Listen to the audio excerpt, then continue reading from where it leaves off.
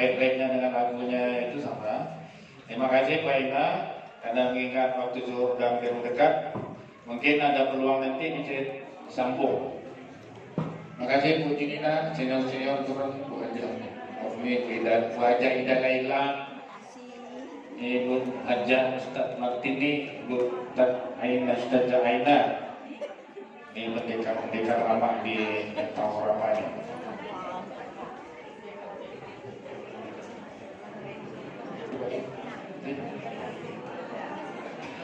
Di sebelah sana ya. Baik, kita buka ya bayan Dzikir Ramadhania, kitab Dzikir Ramadhania.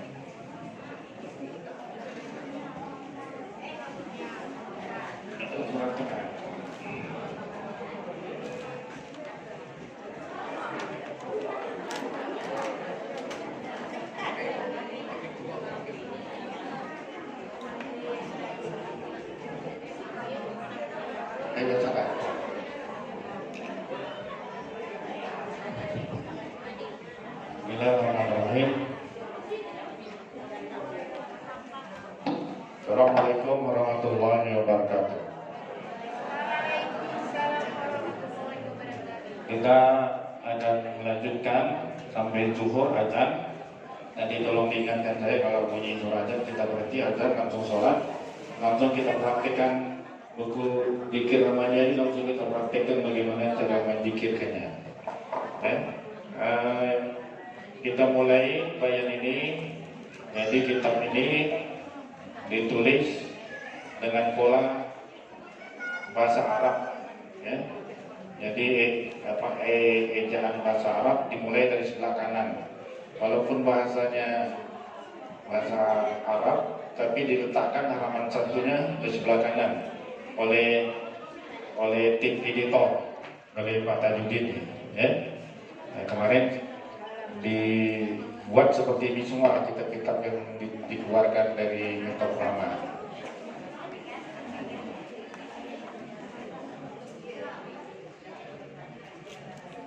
Jadi kalau untuk mendapatkan ISBN ya tentunya nanti akan dirubah mulai dari sebelah kiri, ya. ISBN itu International Book Number, mendapatkan izin dari Perpustakaan Internasional.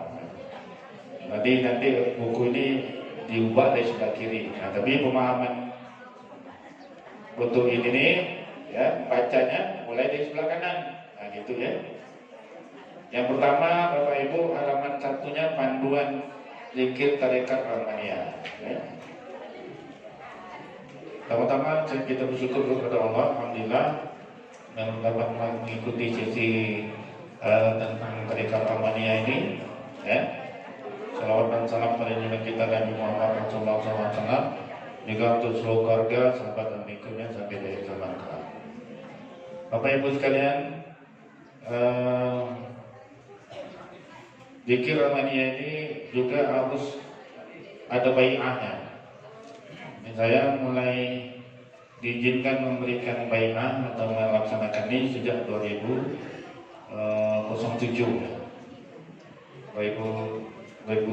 ya. Waktu beliau masih hidup 2007 ya.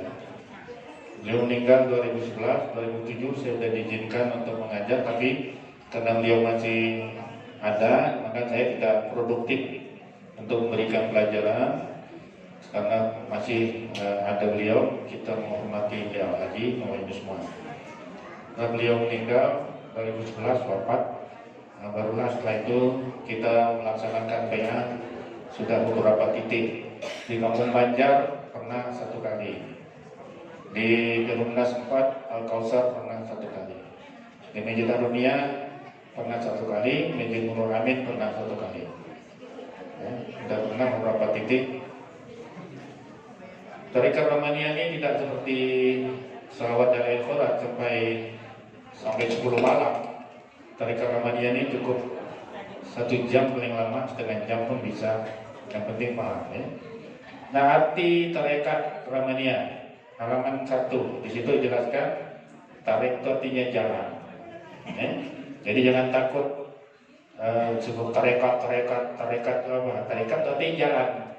Kalau ibu naik haji atau umrah, nanti duduk di depan pintu Masjidil Haram, diusir sama tentara. Ya hajjah, tarik.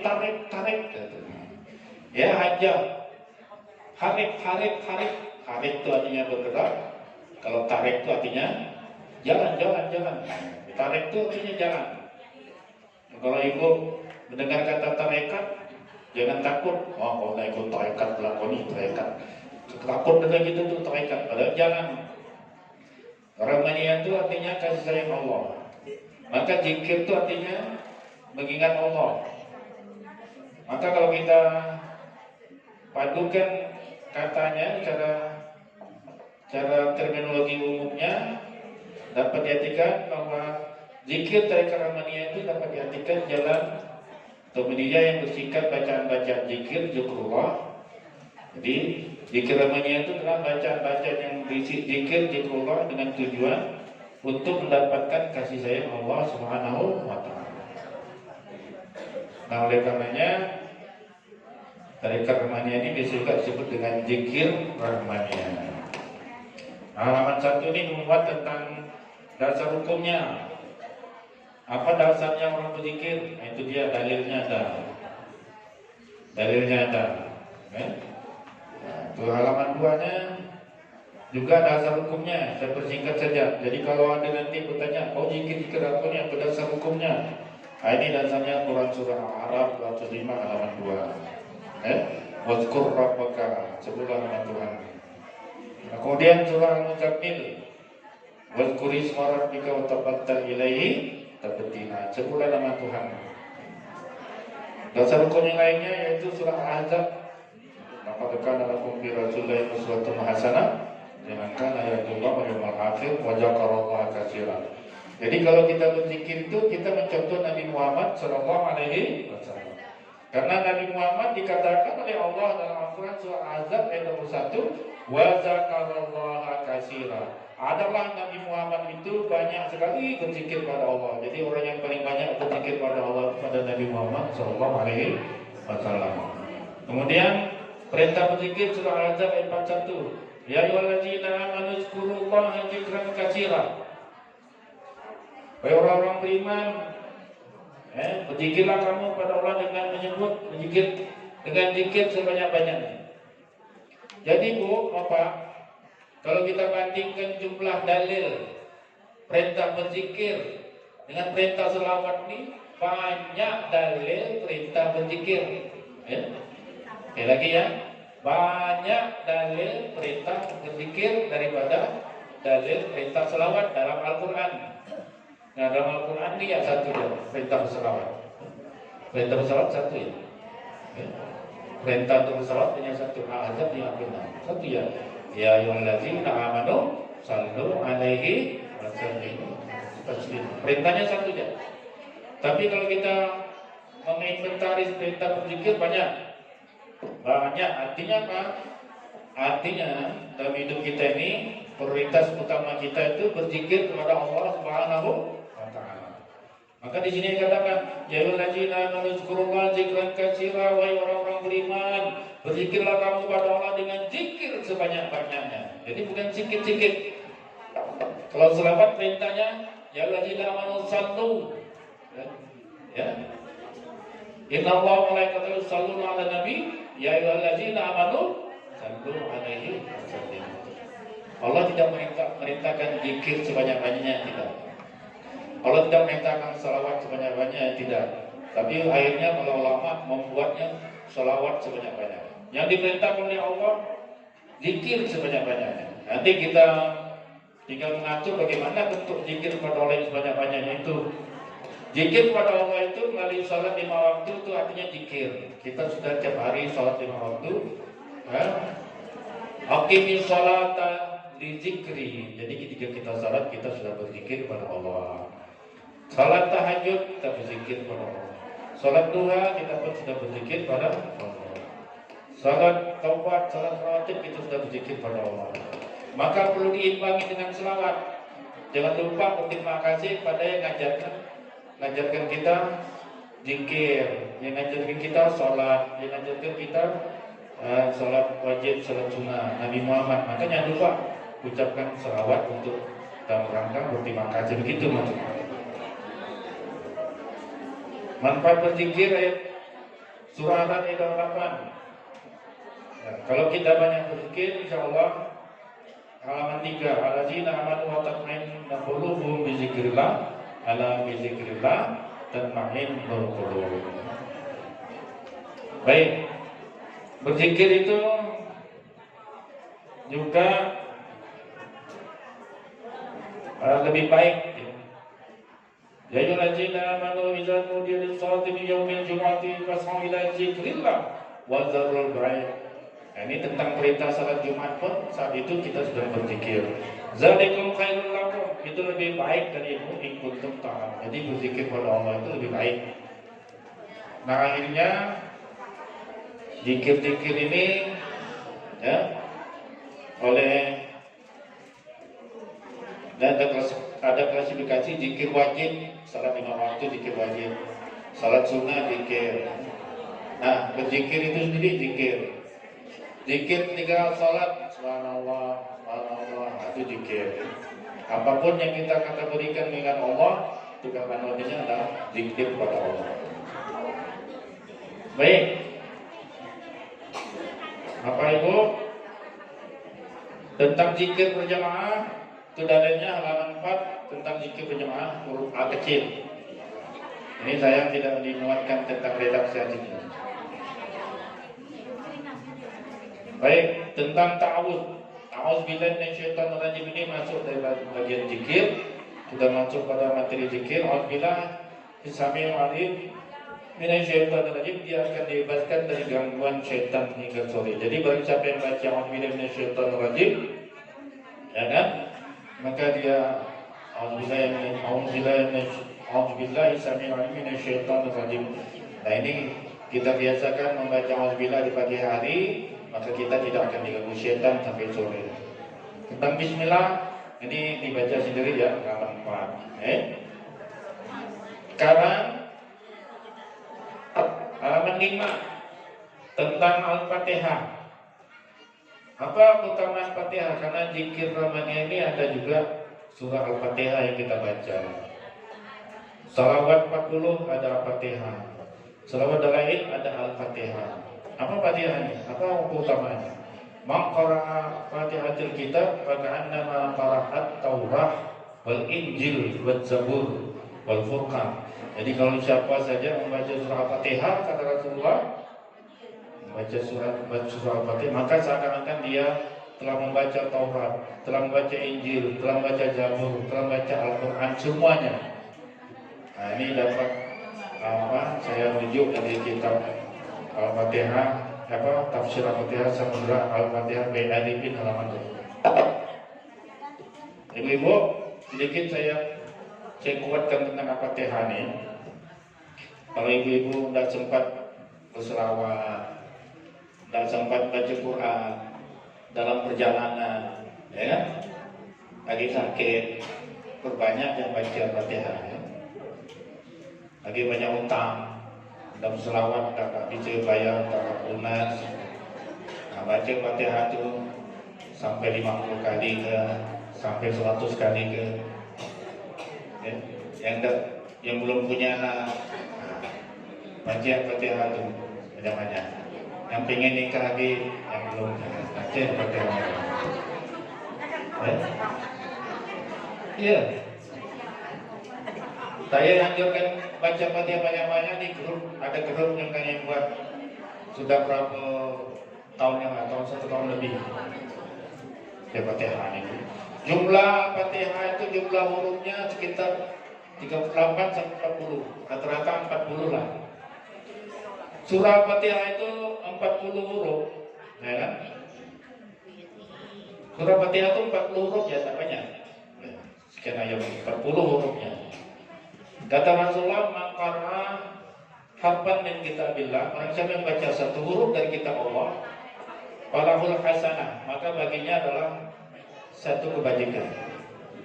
Wal hasanatu Asyrul amsaluha, satu kebajikan itu dilipat gandakan jadi 10. Jadi satu huruf Al-Quran sama dengan 10 kebajikan.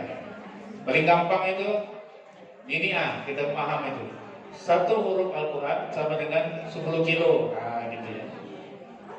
Kita umpamakan dengan timbangan 10 kilo. Kenapa? Karena dalam Al-Quran, fa'amma man saqulat mawazinuhu fahuwa fi 'ishatin radiyah. Barang siapa yang berat timbangan amalnya, maka dia akan diredai dan dia reda pada Allah.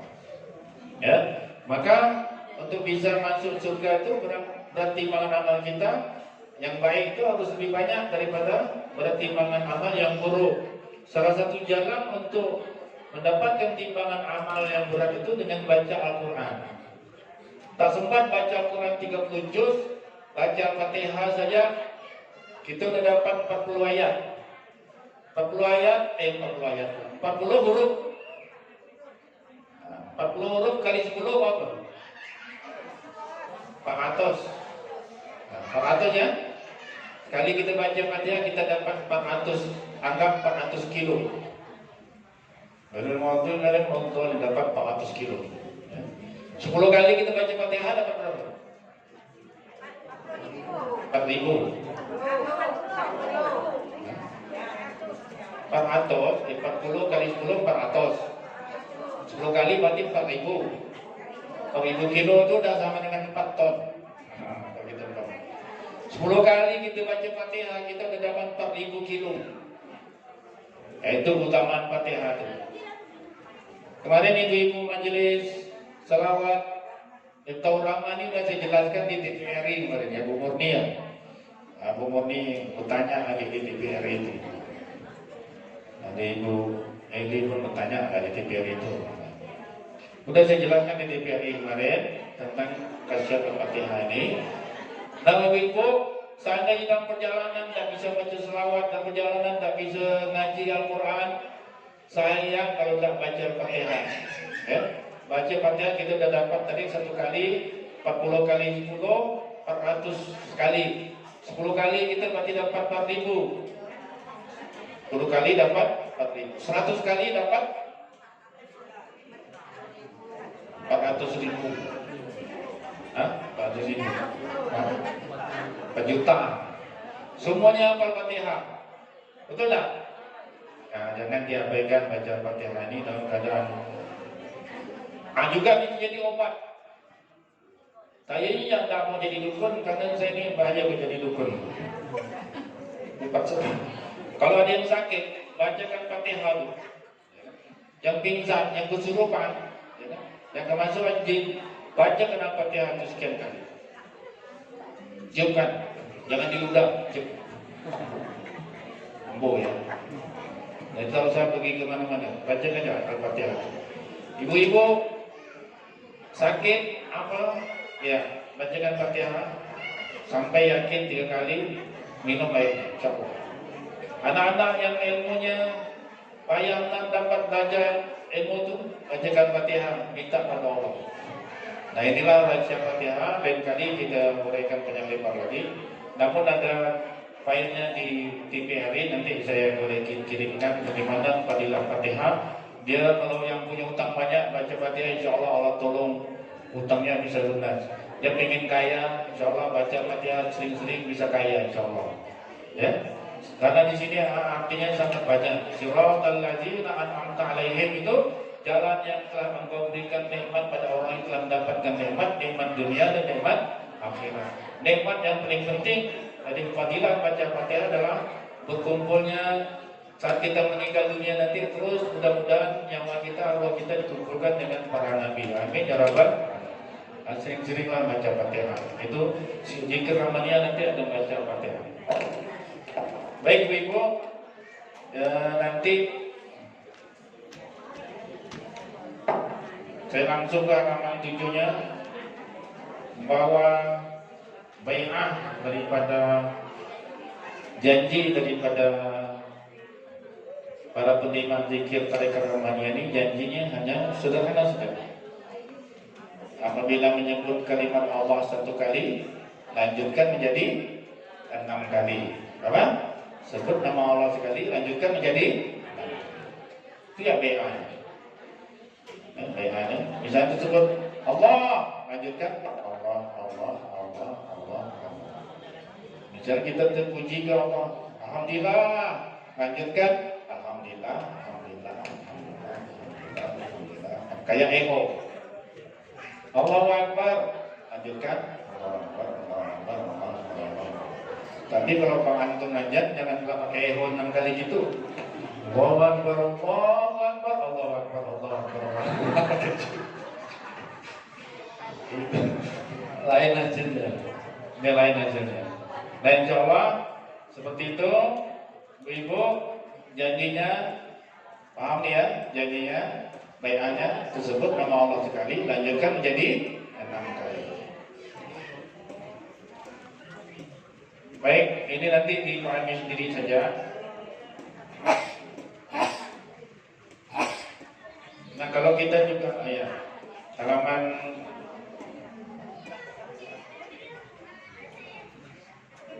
kalimat la ilaha illallah ini menjadi penting untuk kita zikirkan. Kenapa? Maka la ilaha illallah fi akhir kalamihi dakhala jannah. Barang siapa yang di akhir hayatnya, di akhir hidupnya, dari kata-katanya mengucapkan kalimat la ilaha illallah dakhala jannah, masuk surga.